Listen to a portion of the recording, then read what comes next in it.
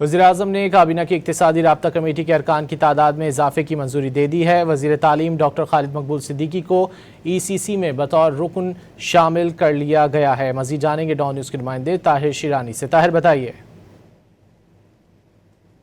وزیراعظم شہباز شریف نے کابینہ کی اقتصادی رابطہ کمیٹی کی تشکیل نو کر دی ہے اور کابینہ ڈویژن نے وزیراعظم کی منظوری کے بعد باضابطہ نوٹیفیکیشن جاری کر دیا ہے۔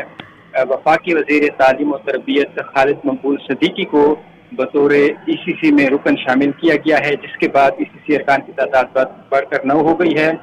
وزیر خزانہ ای سی سی کے چیئرمین برقرار رہیں گے۔ گزشتہ روز جو وفاقی وزیر تعلیم و تربیت کی سربراہی میں جو وقت کی وزیراعظم سے ملاقات ہوئی تھی، بجٹ تجاویز پیش کرنے کے علاوہ جو دیگر سیاسی امور اور خراجی کے منصوبوں کی ایک بار بات چیت ہوئی تھی، اس کے بعد یہ پیش رفت سامنے آئی ہے کہ وزیراعظم شہباز شریف کی جانب سے ای سی سی کے ارکان کی تعداد بڑھائی گئی ہے اور ای سی سی میں وزیر تعلیم و تربیت ڈاکٹر خالد مقبول صدیقی کو بطور رکن شامل کیا گیا ہے۔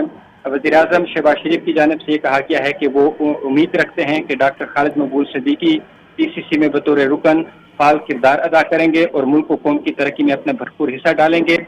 گزشتہ ماہ بھی وزیراعظم شہباز شریف نے جو کابینہ کی قانون سازی سے متعلق کمیٹی ہے اس کی تشکیل نو کی تھی اور وفاقی وزیر تعلیم و تربیت ڈاکٹر خالد مقبول صدیقی کو ای سی سی میں جو قانون سازی سے متعلق کمیٹی تھی اس میں بھی بطور رکن شامل کیا تھا۔ جی بہت شکریہ طاہر شیرانی ان تفصیلات کے لیے۔